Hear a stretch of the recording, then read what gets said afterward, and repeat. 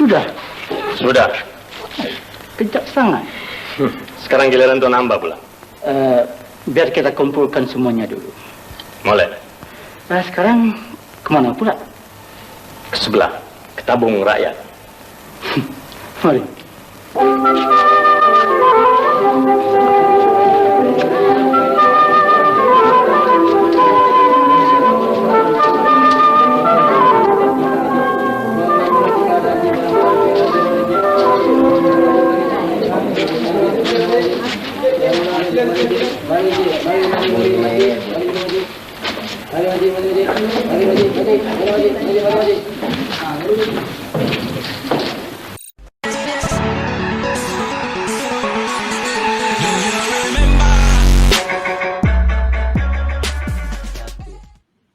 Assalamualaikum yang dirahmati Ustaz Muhammad Syahrudin bin Sakrani, yang dikasihi sahabat-sahabat saya sekalian. InsyaAllah hari ini kami akan membuat pembentangan mengenai akaun simpanan, iaitu mengenai maklumat dan faedah. Sebelum tu izinkan saya memperkenalkan ahli kumpulan saya yang terdiri daripada Muhammad Izzuan bin Zainal, Norita Abu Samah, saya Rushda Elma binti Abdul Rahim, Karatul Huda bin Kaza, Muhammad Firdaus bin Ramli. Okey, topik pertama sekali adalah apakah akaun simpanan Islam? Akaun simpanan Islam adalah berdasarkan amalan undang-undang syariah. Islam melarang mendapatkan wang atau faedah yang digunakan di bawah akaun simpanan konvensional.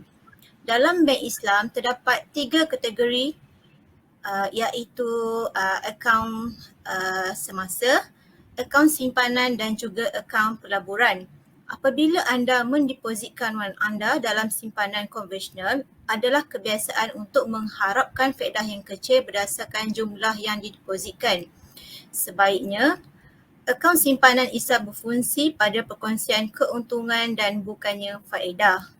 Okey, pembentangan seterusnya saya serahkan kepada sahabat saya iaitu Puan Norita. Terima kasih. Terima kasih Rosida Irma. Okey, saya akan sambung pada pembentangan seterusnya. Mengapakah akaun simpanan Islam tidak menggunakan kadar faedah dan menggunakan perkongsian keuntungan? Okey, inilah sebab-sebab dia mengapa kadar keuntungan digunakan sebaliknya. Malah undang-undang syariah melarang beberapa perkara yang perbankan konvensional tidak ragu-ragu untuk menerapkan dalam sistem mereka. Mereka mempunyai istilah untuk ni, iaitu yang pertama adalah riba. Riba adalah urus niaga berasaskan faedah seperti mana-mana peminjaman atau pinjaman di mana faedah ditanggung. Undang-undang syariah mendakwa bahawa sebarang bentuk kepentingan adalah keuntungan yang menyalahi undang-undang.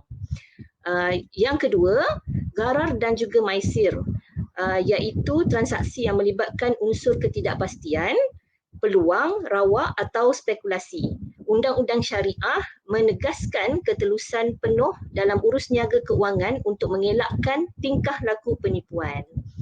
Dan seterusnya, pelaburan tidak halal. Pelaburan tidak halal adalah undang-undang syariah menentang bank yang menyumbang perniagaan mereka kepada aktiviti yang bertentangan dengan nilai Islam seperti daging tidak halal, perjudian, pornografi, alkohol dan juga pelaburan. Di bawah sayap konvensional, bank telah mengambil deposit anda dan meminjamkannya kepada orang lain dalam bentuk pinjaman peribadi atau pinjaman perumahan. Dengan faedah yang diperolehi daripada pinjaman yang diberikan oleh bank, ia kemudiannya boleh membayar anda sedikit faedah untuk menggunakan dana anda yang ada untuk didepositkan. Walau bagaimanapun, kerana itu dianggap riba, akaun simpanan Islam tidak boleh digunakan, tidak boleh berfungsi dengan cara ini. Jadi sebaliknya, akaun simpanan Islam berfungsi dengan membentuk hubungan perniagaan. Anda menyediakan wang tersebut dan bank menjalankan perniagaan dengannya. Sebagai sebahagian daripada hubungan ini, nisbah perkongsian keuntungan ditetapkan. Contohnya 95% daripada keuntungan pergi kepada bank dan 5% daripada keuntungan akan pergi kepada anda. Seterusnya saya akan serahkan kepada Muhammad Izzuan untuk pembentangan seterusnya. Terima kasih.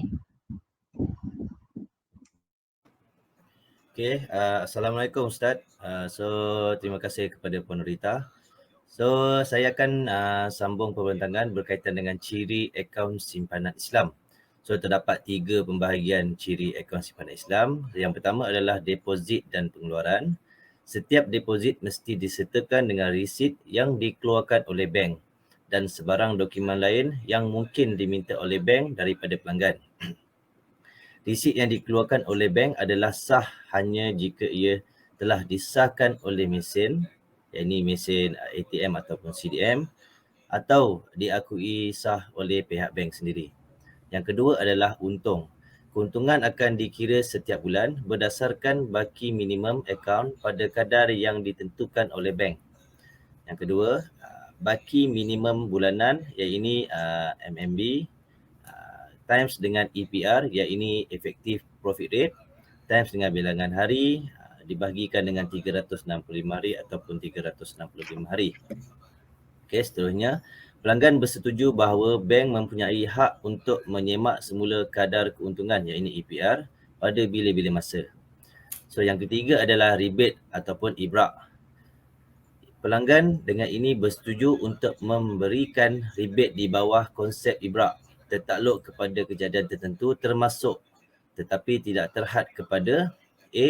Pengeluaran dana sebelum tarikh matang, B. Selepas penamatan akaun penutupan iaitu penutupan akaun sebelum tarikh matang, C. Perbezaan antara CPR dan EPR pada tarikh matang. Rebate bersamaan dengan keuntungan siling aggregate minus dengan keuntungan sebenar aggregate yang dibayar. Seterusnya saya serahkan kepada rakan saya Muhammad Firdaus untuk sambung membuat perbincangan. Terima kasih. Assalamualaikum. Seterusnya saya iaitu permohonan atau langganan akaun simpanan Islam. Okey, berkenaan dengan pembukaan akaun. Okey, akaun dibuka menggunakan borang yang ditetapkan oleh bank dan tertakluk kepada keperluan bank seperti umur minimum, deposit minimum, dokumen pengenalan diri dan sebarang keperluan lain yang mungkin dikenakan oleh bank dari semasa ke semasa.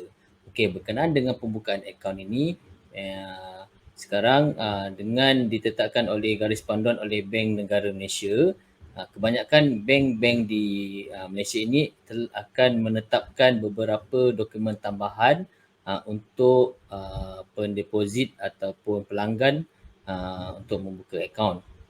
Okay, pelantikan bank sebagai ejen. Dalam melaksanakan kewajipannya untuk membeli dan menjual komoditi, bank akan bertindak dengan suci hati dan demi kepentingan terbaik pelanggan. Bank tidak akan bertanggungjawab ke atas sebarang kerugian atau kerosakan kepada kepentingan pelanggan, mewakil.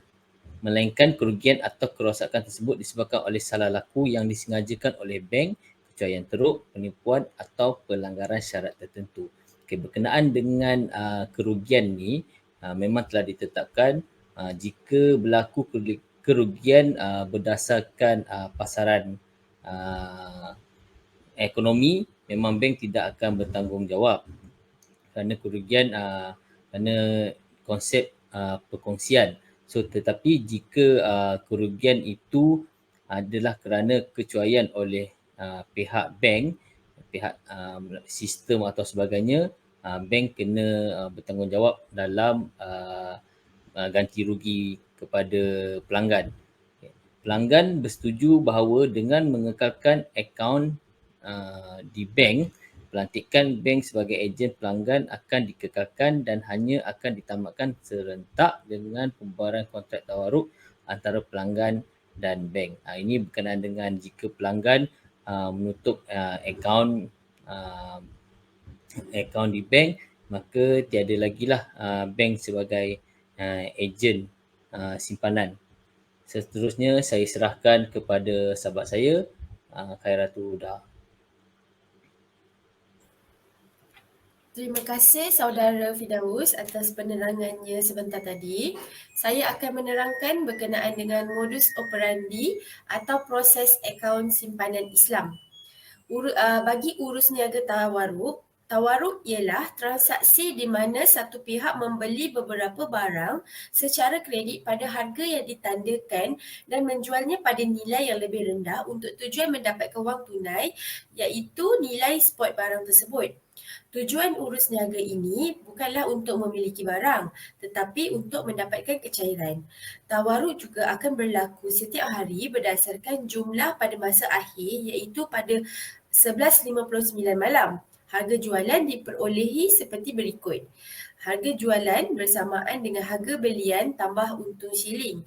Keuntungan siling akan dikira berdasarkan formula berikut. Keuntungan siling bersamaan harga belian darab CPR darab baki hari bahagi 365 atau 366 hari. Berikut adalah yuran dan charge. Yuran dan charge terkandung dalam jadual yuran dan charge bank yang boleh diakses dari laman web bank atau dinding komuniti cawangan dan pelanggan bersetuju untuk terikat dengan yuran dan charge bank yang merupakan sebahagian daripada terma dan syarat ini. Sekian sahaja, itu sahaja daripada kumpulan kami. Terima kasih Ustaz.